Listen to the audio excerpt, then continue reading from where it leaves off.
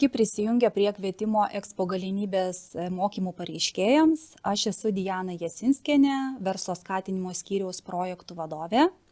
Šio pranešimo metu jūs galite raštu užduoti savo klausimus, stengsime į juos atsakyti operatyviai. Jeigu nespėsime atsakyti jūsų klausimus pranešimo metu, juos pateiksime vėliau. O vėliau visą mokymų informaciją galėsite rasti inovacijų agentūros interneto puslapyje prie kvietimo dokumento. Šiame pranešime išgirsite tokias temas: kokio dydžio finansavimo galima tikėtis, kokie yra tinkami pareiškėjai, aptarsiu reikalavimus projektams, papasakosiu apie stebėsenos rodiklius, kokios yra tinkamos finansuoti išlaidos, koks bus naudos ir kokybės vertinimas ir kokius dokumentus turėsite pateikti su projekto įgyvendinimo planu. Pagal šį kvietimą finansuojama veikla yra mažų vidutinių įmonių produkcijos pristatymas užsienyje vykstančiose tarptautinėse parodose ir mažų vidutinių įmonių planuojamų eksportuoti produktų sertifikavimo paslaugų įsigijimas. Galima vykdyti abi paminėtas veiklas arba kurią nors vieną iš jų. Papildomai gali būti finansuojamos interneto svetainės kūrimo ir atnaujinimo išlaidos, taip pat eksporto vadybininko darbo užmokestis, jei iki tinkamų išlaidų patyrimo įmonė nevykdė eksporto veiklos. Finansavimas skirtas įmonėms veikiančioms Vidurio ir Vakarų Lietuvos regione.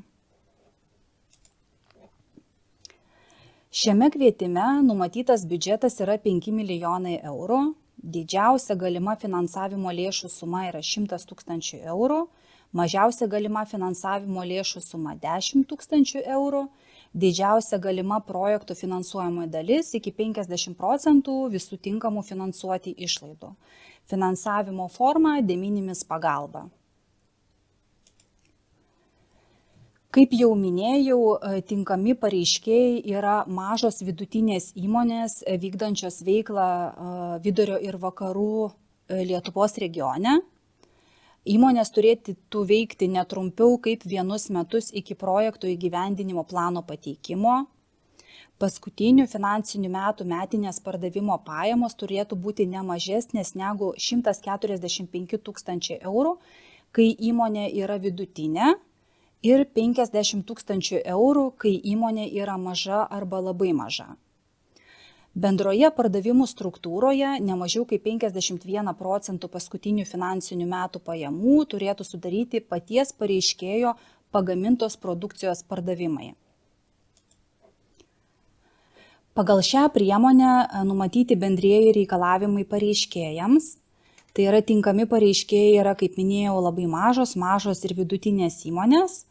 Turėtų neveikti neremtinose srityse, turėtų būti nepriskiriami sunkumų patiriančios įmonės kategorijai, turėtų turėti pakankamą de minimis pagalbos likutį, tai yra bendra vienai įmonei suteiktos de minimis pagalbos suma, kiekvienoje valstybės narėje turėtų neviršyti 200 000 eurų, o transporto srityje iki 100 000 eurų per bet kurį 3 metų laikotarpį.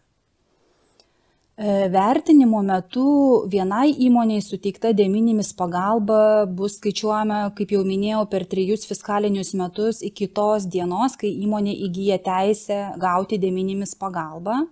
Planuojama, jog projekto sutartys bus pasirašomos 2024 metais, taigi suteiktos de minimis pagalbos laikotarpis nustatomas remiantis fiskaliniais metais, kuriuos naudoja įmonė.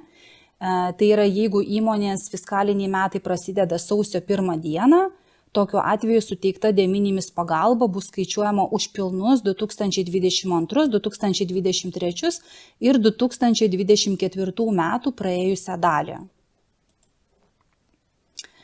Toliau aptarsime specialiuosius reikalavimus projektui.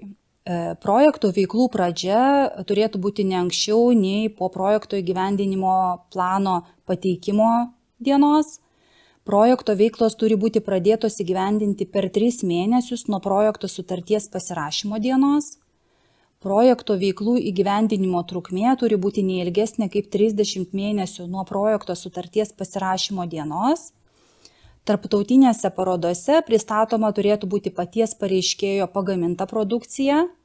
Na ir tinkama sertifikuoti yra tik tai pareiškėjo pagaminta produkcija. Projektams taikomi ir parengtumo reikalavimai, tai yra kartu su projekto įgyvendinimo planu turi būti pateiktas projekto finansavimo sąlygų aprašo 3 priedas. Nepateikus šio dokumento, projekto įgyvendinimo planas atmetamas. ES investicijos LT puslapyje prie kvietimo dokumentų yra patalpintas aprašo 3 priedas Excel formatu su automatiniais skaičiavimais, todėl rekomenduojama pildyti šį formatą. Projekte numatyti 2 produkto stebėsenos rodikliai, kurie yra pasiekiami pasirašius sutartį. Tai yra parama gavusios įmonės, iš kurių labai mažosios vidutinės, ir parama dotacijomis gavusios įmonės. Projekte taip pat numatyti rezultato stebėsenos rodikliai. Tai yra privačios investicijos papildančios viešąją paramą, iš kurių dotacijos finansinės priemonės, mažų vidutinių įmonių produkcijos pristatymai tarptautinėse parodose, rodiklis pasiekiamas, kai numatomas dalyvavimas parodose, mažų vidutinių įmonių sertifikuoti produktai, rodiklis pasirenkamas, kai numatomas produkcijos sertifikavimas. Už šiuos rodiklius atsiskaitoma iki projekto įgyvendinimo pabaigos, teikiant veiklos ataskaitas. Paskutinis rezultato stebėsenos rodiklis investicijas gavusių mažų vidutinių įmonių lietuviškos kilmės produkcijos eksporto padidėjimas yra skaičiuojamas pagal formulę, kurią matote skaidrėje. Apskaičiavimui jūs turėsite pateikti produkcijos eksporto vertę iki paraiškos pateikimo pagal 2022 metų finansinę atskaitomybę ir suprognozuotą produkcijos eksporto augimą 3 metus po projekto įgyvendinimo pabaigos. Kaip jau minėjau, ES investicijos LT puslapyje prie kvietimo dokumentų jūs galite pildyti aprašo 3 priedą Excel formate, kuriame rasite paruoštą apskaičiavimo formą, jums reikės įvesti sumas eurais, o rodiklio reikšmė bus apskaičiuota automatiškai. Šioje vietoje tik tai priminsiu, jog turėtumėte atsakingai nurodyti prognozuojamą eksportą, kadangi nepasiekus įsipareigotų stebėsenos ir fizinių veiklos įgyvendinimo rodiklių reikšmių gali būti mažinamas projektui skirtas finansavimas.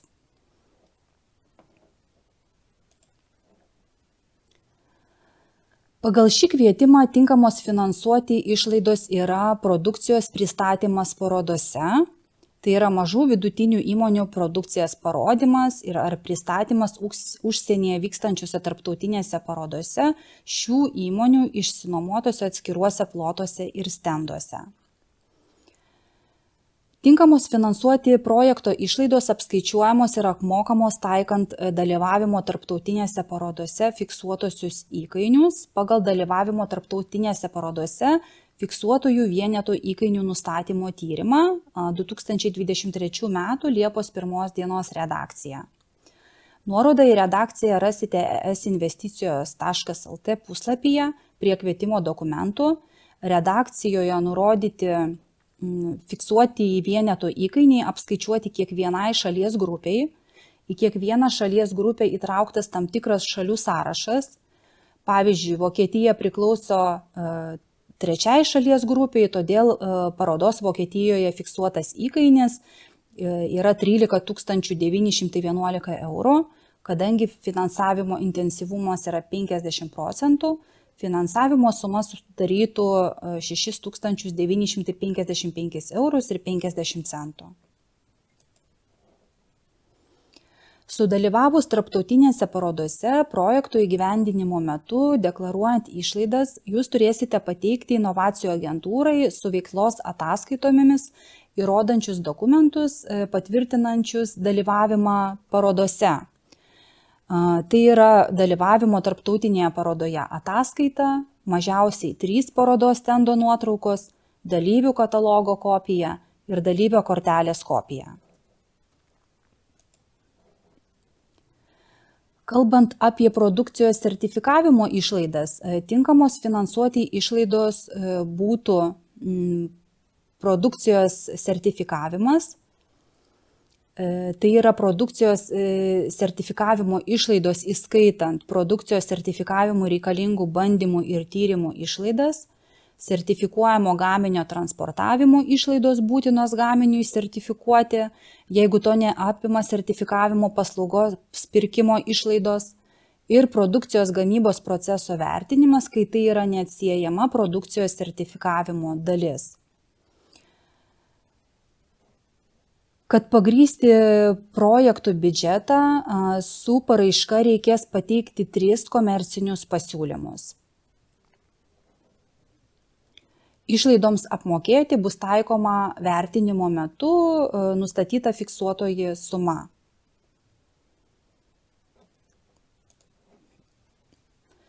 Vykdant produkcijos sertifikavimo veiklą, taip pat reikės pateikti su veiklos ataskaitomis įrodančius dokumentus, kad pagrįsti sertifikavimo išlaidas.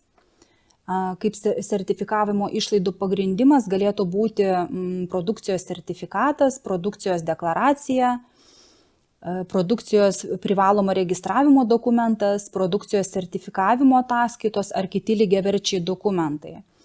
Kad pagrįsti sertifikavimo reikalingų bandymų ir tyrimų išlaidas, galėtų būti pateikti atliktų bandymo ir ar tyrimo ataskaitos, protokolai, atitikties aktai, priėmimo perdavimo aktai ar kiti lygiaverčiai dokumentai. Sertifikuojamo gaminio transporto išlaidų pagrindimui gali būti pateikti krovinio transportavimo važtaraščiai, gaminio transportavimo ataskaita ar kiti lygiaverčiai dokumentai. Kaip jau minėjau, papildomai gali būti finansuojamas interneto svetainės sukūrimas ar atnaujinimas, skirtas tiek vietos, tiek užsienio rinkų paieškai ir plėtrai. Šios išlaidos gali sudaryti nedaugiau nei 15% tinkamų finansuoti išlaidų sumos. Jei vykdysite šią veiklą, projekto biudžeto pagrindimui turėsite pateikti taip pat 3 komercinius pasiūlymus. Įvykdžius šią veiklą su veiklos ataskaitomis, kaip pagrindžiančius dokumentus, jums reikės pateikti ekranvaizdžius, nuorodas, priėmimo perdavimo aktus, atliktų darbų ataskaitas, prieigą prisijungti prie sistemos testavimui ar kitus lygiaverčius dokumentus. Ir išlaidoms apmokėti bus taikoma vertinimo metu nustatyta fiksuotoji norma. Fiksuotoji suma, atsiprašau.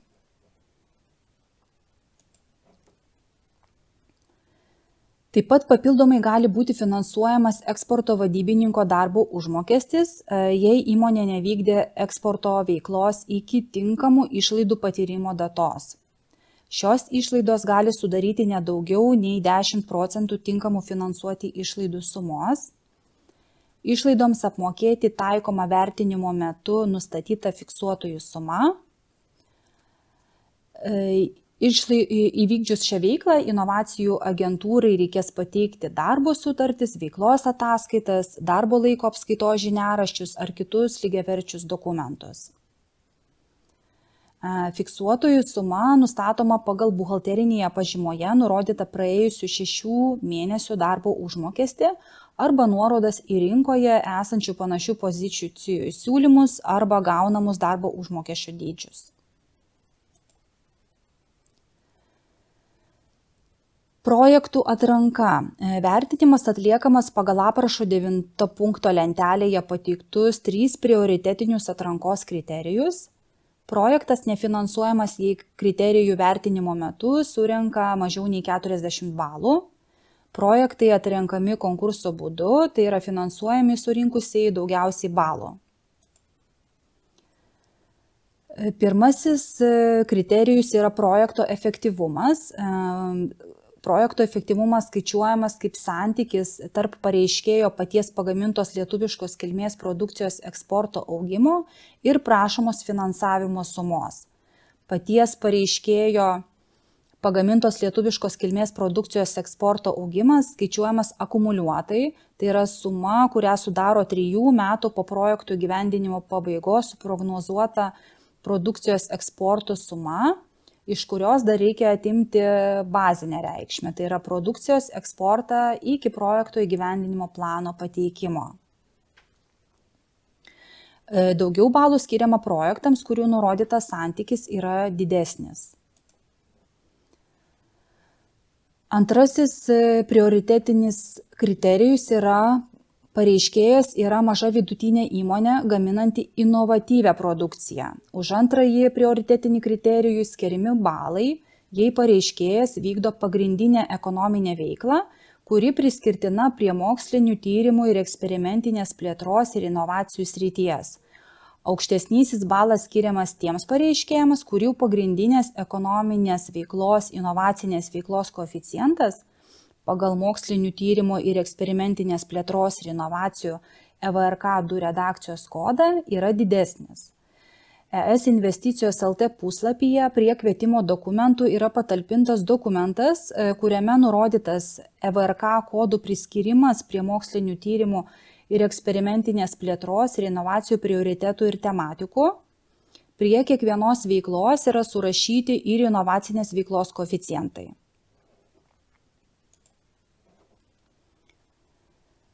Balas už trečiąjį kriterijų skiriamas, jei pareiškėjas pasirenka veiklą, pagal kurią numato sertifikuoti produkciją, arba pareiškėjas pasirenka veiklą dalyvauti tarptautinėse parodose, o visos parodos įtrauktos į Lietuvos Respublikos prioritetinio eksporto ir bendradarbiavimo inovacijų srityje rinkų sąrašą.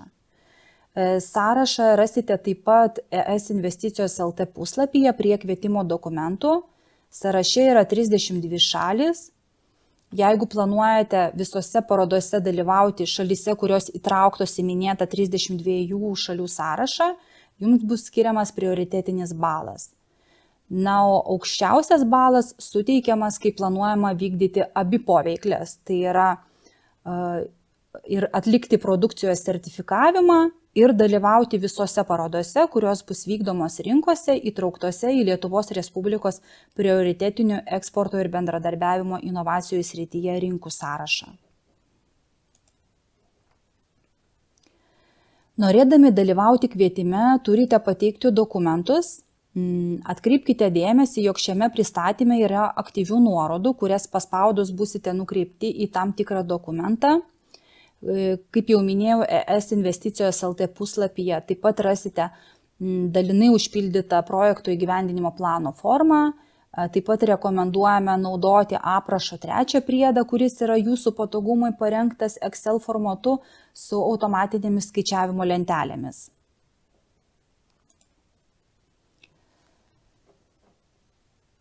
Projekto įgyvendinimo planas turi būti parengtas pagal PAFT 1 priedą.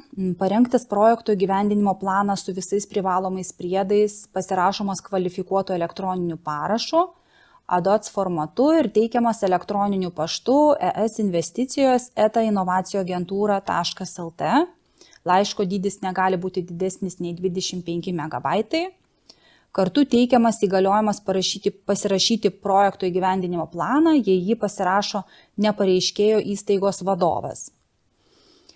Įsteigus ES investicijų administravimo informacinę sistemą Investis, parengtas projekto įgyvendinimo planas su visais privalomais priedais turės būti teikiamas tik per Investis duomenų mainų svetainę. Projekto įgyvendinimo planai turėtų būti pateikti iki 2023 m. gruodžio 29 dienos 17 val. Toliau supažindinsiu su vertinimo proceso terminais. Kaip jau žinia, kvietimo pradžia yra 2023 m. rugpjūčio 22 diena. Projektų įgyvendinimo planai teikiami iki 2023 m. gruodžio 29 dienos 17 val. Toliau vyksta vertinimas, kuris trunka 70 darbo dienų. Įvertinus projektų įgyvendinimo planus, po ministerijos įsakymo išleidimo per 25 darbo dienas pasirašomos sutartys. Na ir projektai turėtų būti įgyvendinami iki 30 mėnesių po sutarčių pasirašymo. Kviečiu mums skambinti ir rašyti, susisiekti galite paskambinę į kontaktinį centrą telefonu arba į verslo skatinimo skyrių. Taip pat galite mums rašyti elektroniniu paštu expogalimybės@inovacijų-agentūra.lt. Kaip jau minėjau, visi kvietimo dokumentai, sąlygos ir formos pildymui patalpinti ES investicijos LT. Taip pat galite inovacijų agentūros puslapyje registruotis ir į individualias nuotolinės konsultacijas. Dėkoju Jums, kad dalyvavote mokymuose, linkiu Jums sklandaus dalyvavimo kvietime bei sėkmės gaunant finansavimą.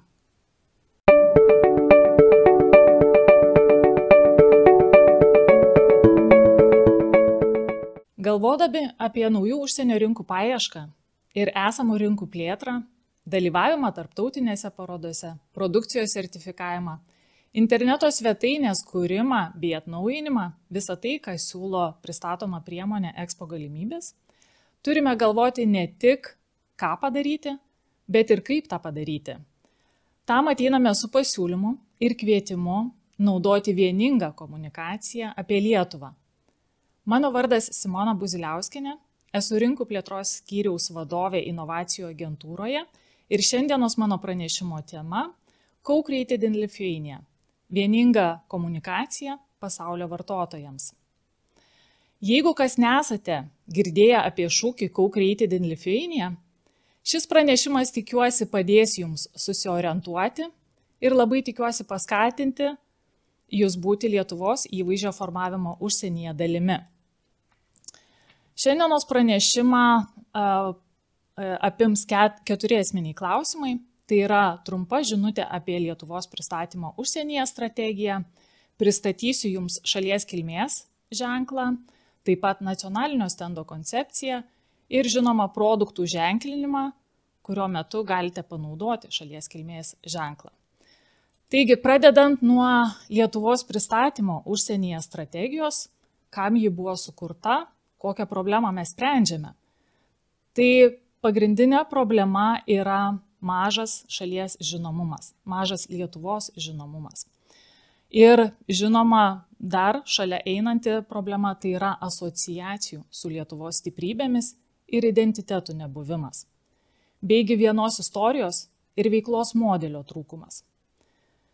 20 metais buvo atliktas užsienio šalių tyrimas ir tyrimo rezultatai parodė, kad vos 28% tirtų užsienio šalių gyventojų apie Lietuvą žinojo daugiau nei tik šalies pavadinimą ir geografinę vietą. Trūkstant žinomumo apie šalį ir nuoseklaus darbo su šalies pristatymu užsienyje, užsienio šalių auditorijos dažnai žinių spragas užpildo neigiamomis ar neutraliomis asociacijomis apie Lietuvą. Vienos istorijos neturėjimas ar kalbėjimas skirtingomis žinutėmis apie Lietuvą taip pat kuria chaotišką įvaizdį. Lietuvos įvaizdžio kūrimas iš tiesų tai yra bendras mūsų visų šalies ekosistemos dalyvių tikslas, nes aiškus šalies identitetas ir teigiama šalies reputacija kuria vertę tiek Lietuvos verslams, tiek ir bendrai visuomeniai.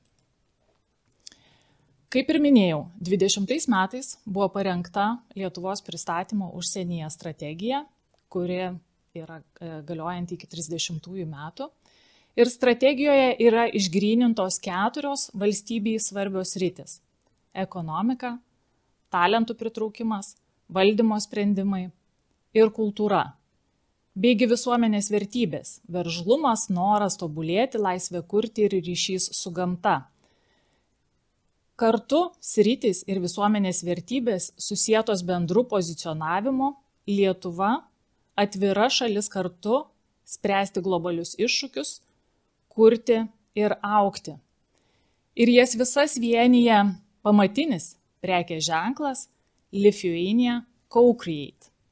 Detaliai su Lietuvos pristatymo užsienyje strategija kviečiu jūs susipažinti portale www.lietuva.lt.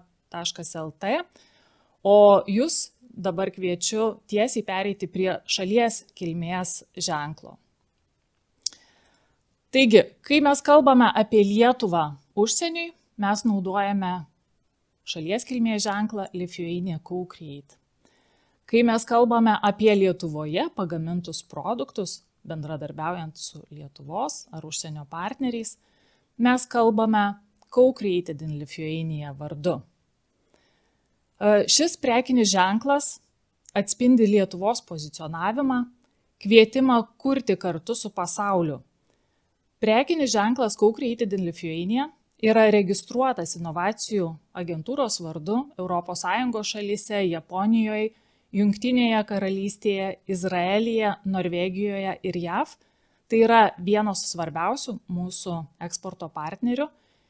Dėl to šiuose šalyse būkite ramūs, kad naudojate saugų ir patikimą prekinį ženklą. O kad žinotumėte, kaip jį naudoti kokybiškai, mes kartu su rinkodaros agentūra esame parengę gaires, kurios gali jums pagelbėti rasti savo būdą priderinti šį prekinį ženklą prie jūsų naudojamo prekinio ženklo. Pagrindinė ženklo versija yra Co-Created in Lithuania, vertikaliai arba horizontaliai naudojama pagal poreikį. Kur naudojame šitą prekinį ženklą? Tai visų pirma, aišku, bendrojoje komunikacijoje ir reprezentacinėse priemonėse. Tai yra pagrindinė ženklo versija, tačiau gali būti ir papildomos versijos pagal jūsų poreikius, kai naudojame tik tai Lietuvos vardą arba naudojame tik tai simbolį. Pats prekinis ženklas yra labai adaptyvus ir gali būti naudojamas įvairioje spalvinėje gamoje ir netgi priderinant prie jūsų prekinio ženklo. Ir kokie galėtų būti pavyzdžiai šalia jūsų pavadinimo, matote dabartinėje skaidrėje, bet tikiu, kad jūsų pasiūlymai arba jūsų matymas gali būti dar įdomesnis ir dar originalesnis. Taigi, kur naudojame šitą prekinį ženklą? Bendroje komunikacijoje. Taip pat galime naudoti reprezentacinėse priemonėse, kaip minėjau, taip pat nacionaliniuose stenduose arba netgi jūsų produktų ženklinimui. Taigi, aptarkim galimybės šį prekinį ženklą naudoti nacionalinėme stende arba jūsų organizuojamame stende tarptautinėje parodoje. Tam taip pat esame sukūrę gaires kartu su rinkodaros agentūromis. Pačios gairės yra labai išsamios, profesionaliai parengtos ir žinoma, į patį procesą buvo įtraukti ir vieni žymiausių Lietuvos stendų statytojų. Tai tikrai tai nėra tik tai pasakojimas, tai yra labai detalios rekomendacijos ir aiškios gairės, kaip jūs galite pritaikyti šias gaires savo organizuojamams stendams tarptautinėse parodose. Taigi, tiesiog imkite ir jas naudokite. O mes, inovacijų agentūra, šią nacionalinio stendo koncepciją naudojame kiekvienoje savo parodoje, organizuodami stendus tarptautinėse parodose. Ir koks yra pagrindinis nacionalinio stendo tikslas? Tai žinoma sukurti vientisą vizualinį identitetą, kuris atspindėtų Lietuvos pristatymo užsienyje strategiją. Stendo pats dizaino projektas remiasi dizaino gairėmis bei pagrindinė Lietuvos pozicija – Lietuva atvira šalis kartu spręsti globalius iššūkius, kurti ir augti. Kas gali jį naudoti? Žinoma, vyriausybinės institucijos tokios kaip inovacijų agentūra, taip pat ministerijos, kitos agentūros, taip pat gali naudoti verslo asociacijos, savivaldos ir žinoma, netgi privatus verslas. Labai suprantama, kad jūs dalyvaudami parodoje su savo stendu, jūs norėsite parodyti savo prekinį ženklą, savo spalvinę gamą ir viskas su tuo yra suprantama. Tiesiog gairės galite panaudoti papildomiems elementams ir papildomai komunikacijai apie Lietuvą pasauliui. Kokiegi yra pagrindiniai stendo dizaino principai? Tai, kaip ir minėjau, tai visų pirma suderinamumas su Lietuvos pristatymo užsienyje vizualiniu identitetu, atpažįstamumas, labai svarbu, naudojame žalią spalvą, kuri yra ryški, kuri yra matoma, kuri yra tikrai labai pasiteisinusi tarptautinėse parodose. Stendo konceptas yra labai lankstus, galite panaudoti tik tai dalį stendo arba tam tikrus elementus. Ir žinoma, labai svarbus elementas planuojant ir įgyvendinant stendo koncepciją, tai yra funkcionalumas ir patogumas. Tiek dalyviui, tiek lankytojui, tiek ir operatoriui. Ir štai kaip atrodo stendo sandara, kurią mes įprastai inovacijų agentūra naudojame tarptautinėse parodose, organizuojant grupinius įmonių pristatymus. Jūs, kaip ir minėjau, galite panaudoti tikrai tik tai dalį ar tam tikrus elementus, kurie jums pasirodytų būtini jūsų stenduose. Spalvų pritaikymas, pagrindiniai spalvų deriniai, tai gali būti ryški šviesiai žalia, tamsiai žalia arba balta. Neretai sulaukiame pastabų, komentarų ar baimių, kodėl žalia spalva, tai nėra labai įprasta spalva tarptautinėse parodose. Dažniau matome baltą, juodą, mėlyną ar raudoną, bet tikrai mūsų kelerių metų patirtis naudojant šį stendo konceptą yra pasiteisinusi ir žalia spalva yra išskirtinė, įdomi, originali ir tikrai pritraukianti daug dalyvių, daug lankytojų į mūsų stendus. Ir baziniai stendų variantai priklausomai nuo to, kurioje vietoje jūsų stendas bus. Ar tai bus kampinis stendas, ar tai bus sala. Mes visą laiką renkamės salą, nes tai yra pats efektyviausias būdas pristatyti mūsų įmonės ir būti pasiekiamais iš visų pusių. Keletas pavyzdžių iš mūsų parodų. Šiais metais organizavom nacionalinį stendą Mobile World Congress parodoje. Taip pat vienoje didžiausių mūsų istorijoje parodų arba nacionalinių stendų, tai yra Laser World of Photonics, kurioje dalyvavo net 22 įmonės. Ir kaip matot, šis stendas buvo jau pasirinktas balta spalva. Tačiau ir turėjom ir satelitinį stendą, nukreipiantį į pagrindinį stendą, kuris jau buvo žalios, ryškios spalvos. Ir dar vienas pavyzdys, tai yra paroda Bio International Convention, gyvybės mokslų sektoriaus paroda, vykusi JAV, taipogi su Co-Created in Lithuania koncepcija. Aptarėme nacionalinio stendo koncepciją, o dabar pereikime prie produktų ženklinimo ir galimybės išnaudoti šalies kilmės ženklą ant jūsų produktų. Šis prekinis ženklas Co-Created in Lithuania sukurtas tam, kad verslo atstovams sudarytume prielaidas bendrai ir vieningai komunikuoti apie šalyje sukurtus bei kuriamus produktus. Ir žinoma, tokiu būdu prisidėti prie vieningo Lietuvos pristatymo užsienyje, stiprinant atpažįstamumą ir žinoma šalies identitetą. Daugiausiai naudos iš šito prekinio ženklo gali turėti žinoma įmonės, kurios dirba B2C segmente, tačiau ir B2B segmente šalies kilmė yra nemažiau svarbi, tad šį ženklą galima naudoti ne tik tai ant pakuočių, bet ir rinkodarinėje įvairioje medžiagoje. Kokie yra keliami reikalavimai įmonėms, norinčioms pasinaudoti Co-Created in Lithuania prekiniu ženklu? Jau minėjau prieš tai, kadangi ženklas yra registruotas inovacijų agentūros vardu įvairiose pasaulio šalyse, be abejo, taikome tam tikrus reikalavimus, tam tikrą atranką įmonėms, kurios gali naudoti šitą prekinį ženklą. Tai visų pirma, tai komercinę veiklą vykdančios įmonės, patikimos įmonės, eksportuojančios arba norinčios pradėti eksportuoti įmonės. Šituo atveju mes jau atliksime ir eksporto diagnostikos testą, patikrinti jūsų eksporto brandą. Žinoma, įmonės, kurios registruotos yra Lietuvos eksportuotojų duomenų bazėje B2 Lithuania. Jeigu apie tokią negirdėjot, labai kviečiu pasidomėti ir būti matomais šitoje duomenų bazėje B2 Lithuania. Žinoma, produktas turėtų turėti co-created požymį. Tai yra, kad produktas yra sukurtas bendradarbiaujant su Lietuvos ir ar užsienio partneriais. Ir žinoma, yra šiokie tokie apribojimai įmonėms, kurios veikia etilo alkoholio, alkoholinių gėrimų, tabako, lošimo ir greitųjų kreditų srityse. Deja, bet šitos įmonės nebūtų tinkamos naudoti šalies kilmės ženklą savo paslaugų pristatyme, produktų pakuotėse ar kitoje medžiagoje. Koksgi vertės pasiūlymas, ką mes siūlom, kodėl verta naudoti co-created in Lithuania? Tai visų pirma dėl atsekamumo.